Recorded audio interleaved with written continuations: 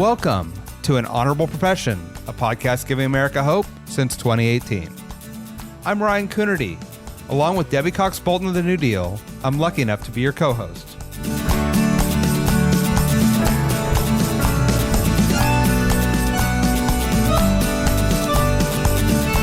An Honorable Profession is a New Deal Leaders podcast. The New Deal is an organization that supports the next generation of American leaders.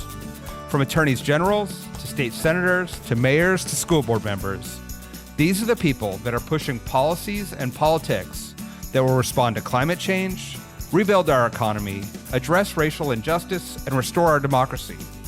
These are incredibly talented people who have dedicated themselves to public service when their country and their communities needed it the most.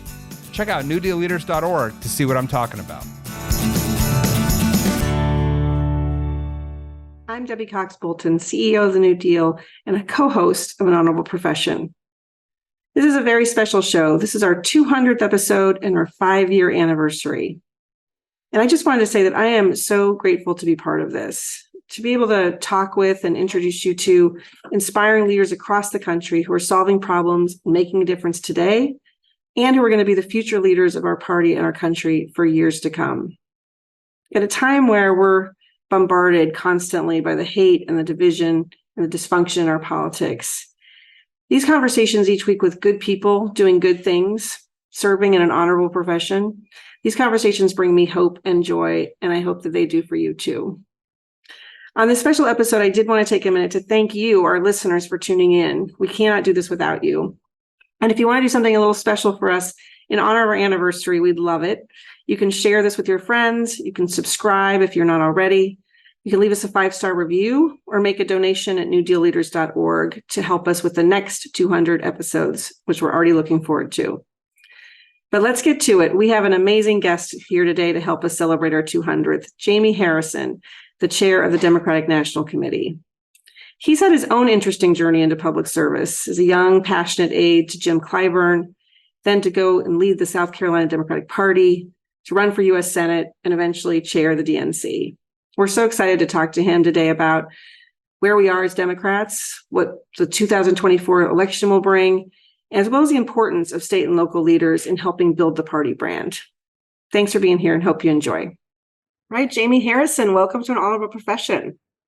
Thank you so much for having me. It's definitely a pleasure to be on. Well, we are so excited to have you as our guest on our 200th episode of this podcast.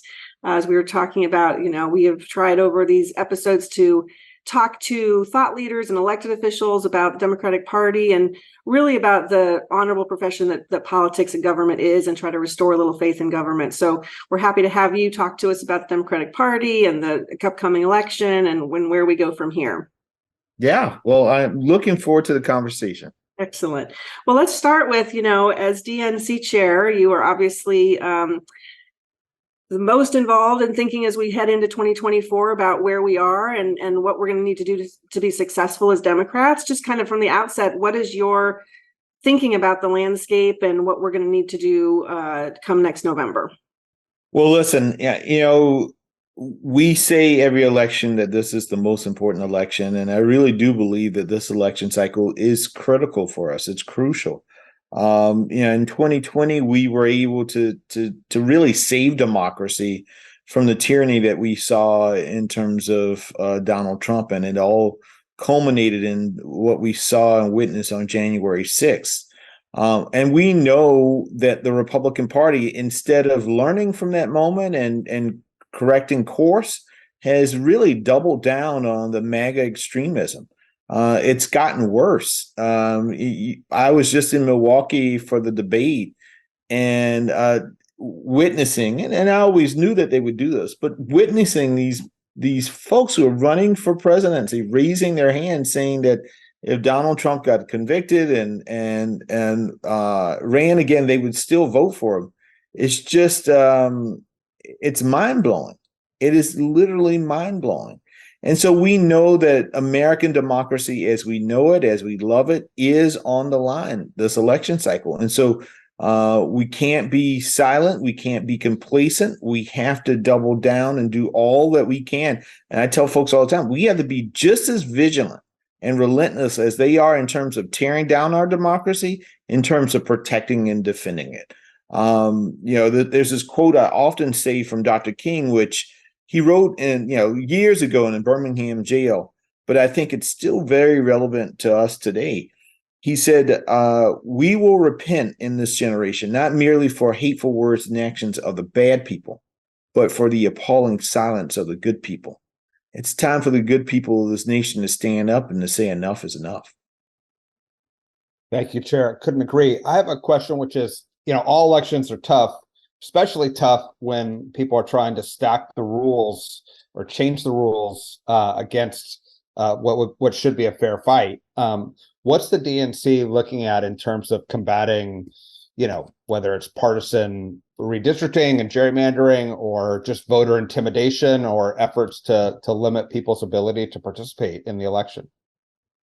Well, Ryan, you remember the 2022 midterm election, we knew was going to be where the rubber met the road in terms of the height of Republicans pushing on voter suppressive efforts.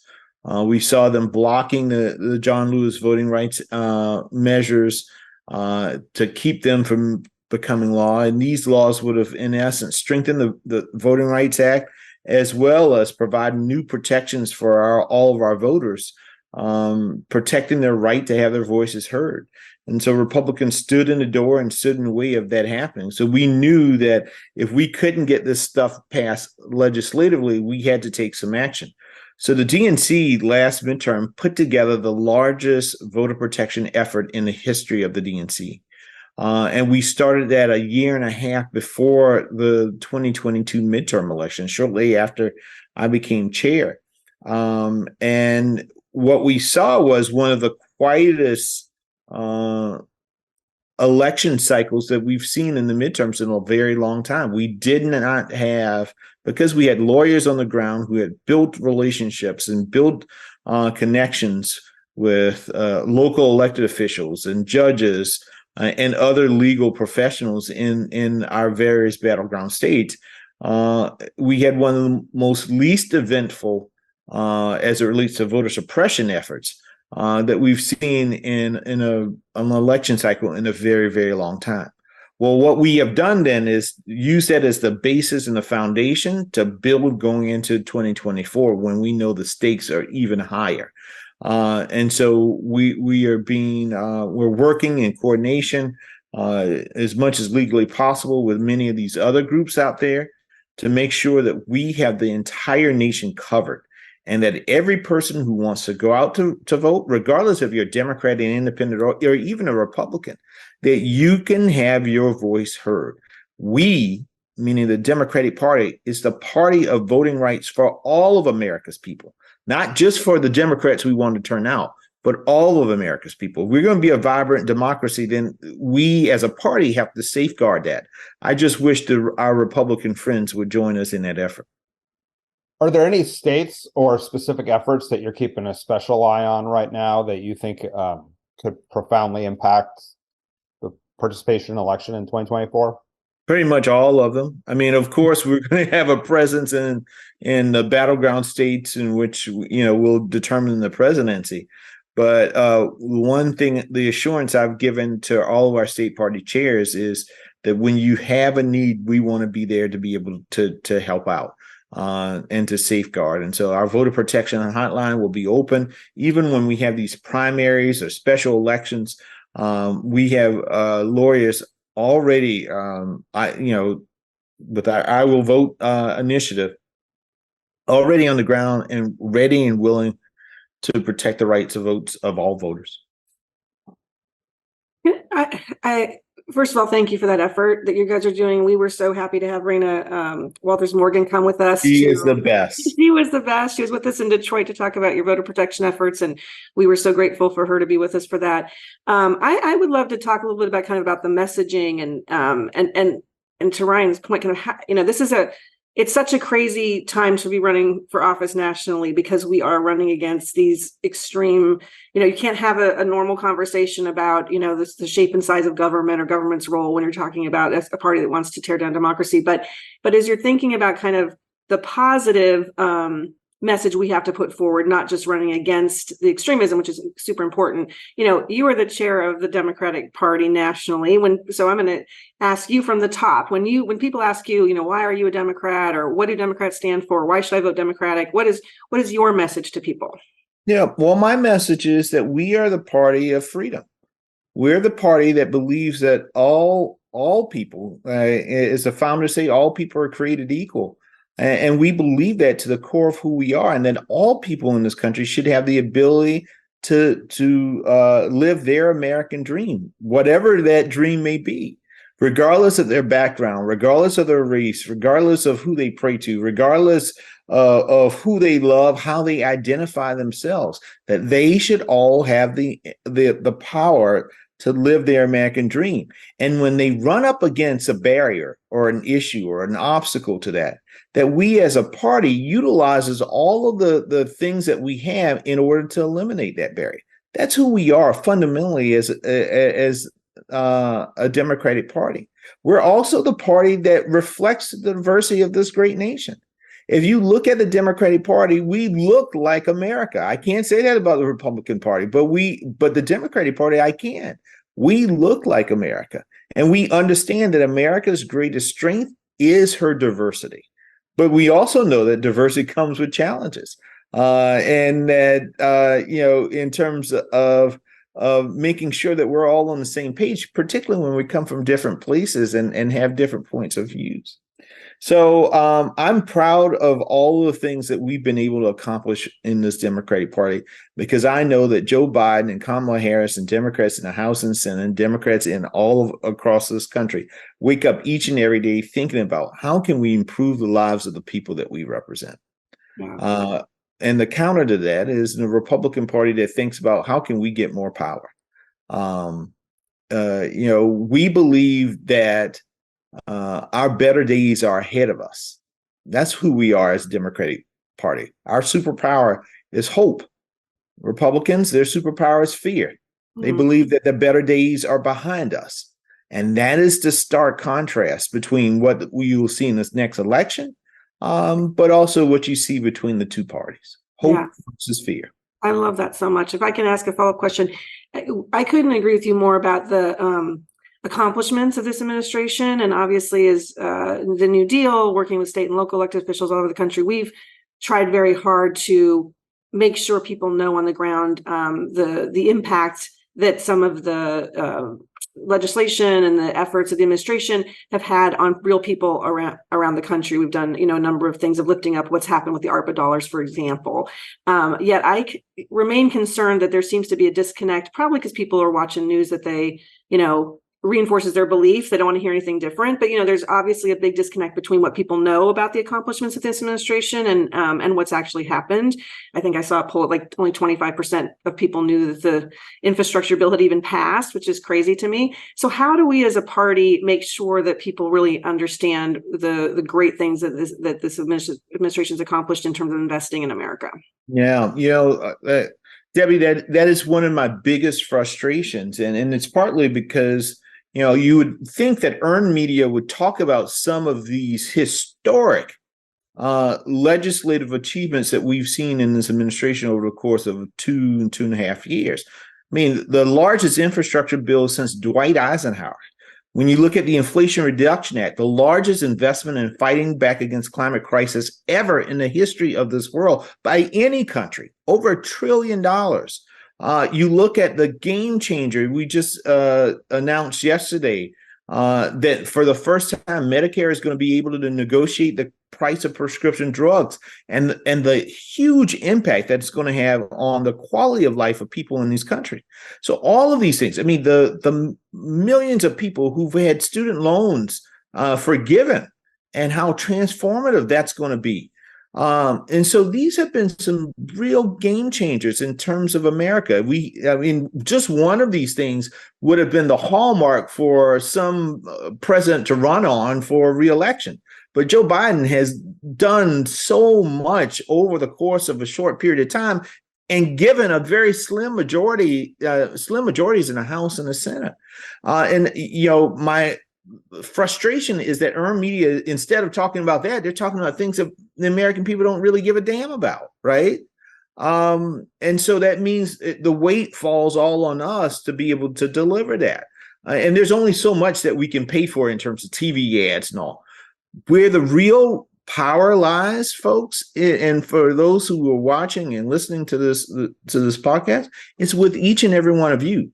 The thing that I've learned in life is that, when I think of 18-year-olds, who's the most powerful person in the life of an 18-year-old? It's another 18-year-old, right? When we think about our own lives, who can persuade us to do things or to teach us to take a second look at things are the people that we love and cherish in our lives, our family members, our friends, our coworkers, the people we go to worship with. Those people have a lot of power. Well, one of the things that we need is for those in our party who understand how much we have gotten done, even in the face of Republican obstruction. We need those folks to go out and be the spokespeople for our party. There's only so much that I'm going to say. And when people even hear me say it, they're like, well, I expect you, Jamie, you're the DNC chair. I expect you to say that. But when your wife says it to you, when your husband says it to you, when your cousin, your niece, your nephew, your aunt, your uncle, when your best friend says it to you, it has a different type of value. It has a different type of power. And so we need all of us to be mouthpieces about the things that we've been able to do and the things that we have been able to achieve. And why is that even more powerful? It is because the person that is closest to you understands the one particular, there's so many things that we can point to that Joe Biden has been able to do. I don't know, Debbie, what's the most important thing to you? I don't know if it's the climate change. I don't know if it's, the executive actions in terms of policing. I don't know if it's student loans. But I can guarantee you somebody who's close to you knows what's important to you, right? And can pick and choose those things that are valuable to get you to kind of take a second look and think about it differently. And that's why I often tell people, I hear all the time, it's like, where's the national messaging? Where's the national messaging? Folks have to understand, we are a diverse party. We're a diverse country. For us to just drop you some national messaging from Washington, D.C. doesn't mean that messaging is going to resonate with you if that is not on the top of your priority list. Talk about how Democrats have delivered. And you got so much to say in terms of delivering where? How we have delivered in the environment, how we delivered in education, how we delivered in criminal justice reform, how we delivered on student loans, how we've delivered in healthcare. And then you, on a local level, pick and choose what works for the people that you represent and the people that you know. And then you fill that umbrella with those things. Instead of waiting from on high for Jaime Harrison and DNC or the DCCC or the DSCC to tell you what's the most important thing to you. You know that already. We only need folks on the local level to pick the multitude of things that we've been able to accomplish across the board to then fill out the puzzle for your local communities. Politics is personal, right? It is all local too, and it's local. Can you give us a sense of your journey, the personal, what got you to this position? I assume most people don't grow up being like, when I grow up, I want to be chair of the DNC.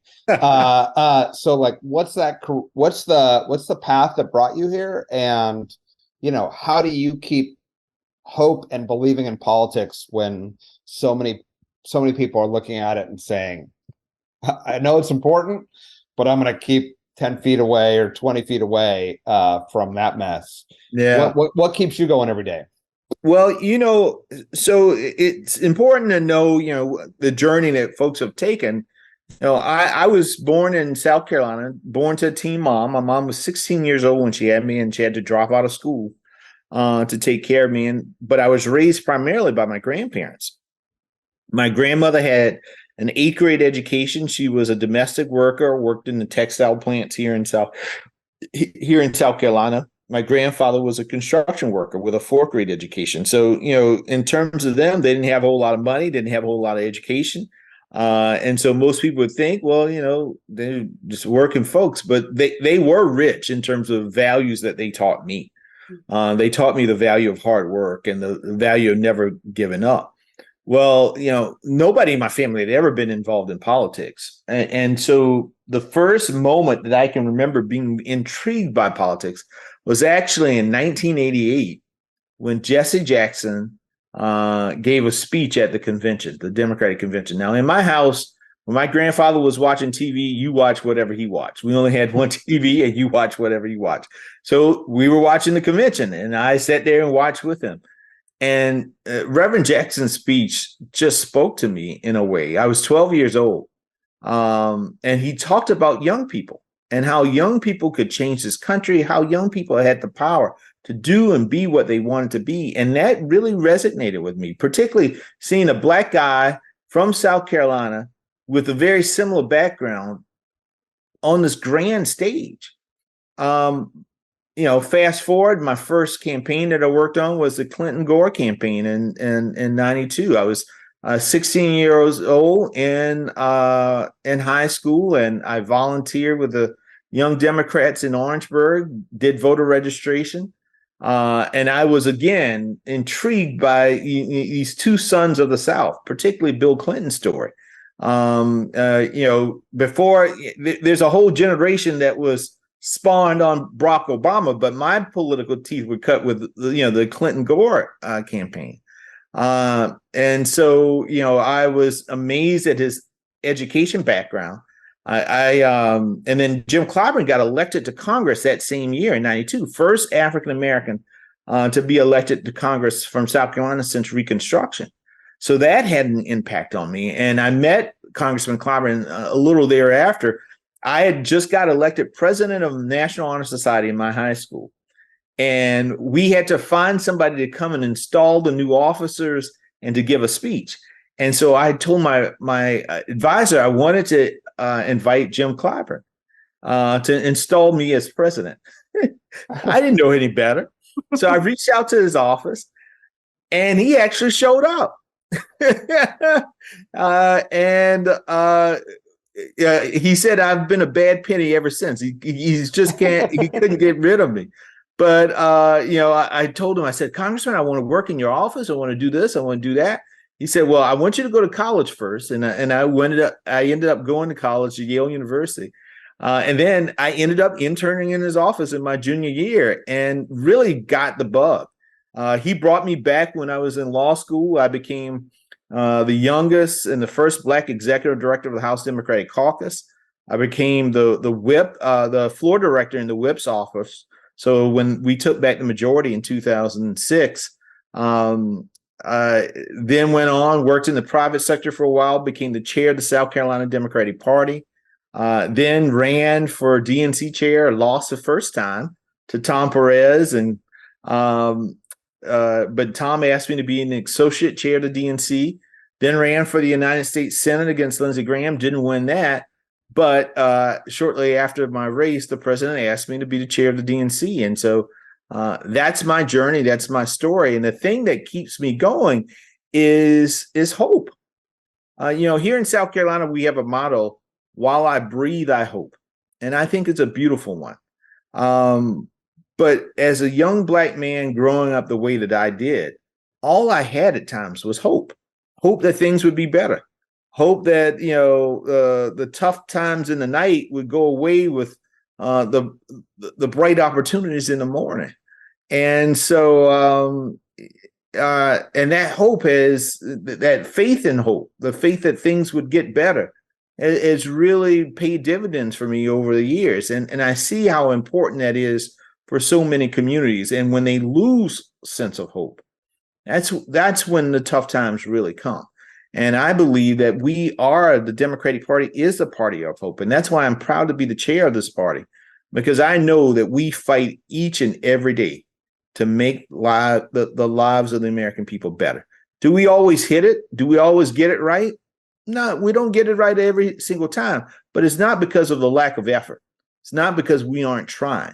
And that's the really important thing. It is to make sure that we're trying to lift up all of the boats in this nation and not just a select few. So I'm proud of this party. I'm proud of the journey that I've been on. And I'm proud of the little piece that I've been able to do to make it easier for other little round-headed boys and girls growing up in poor and impoverished communities to live their dreams.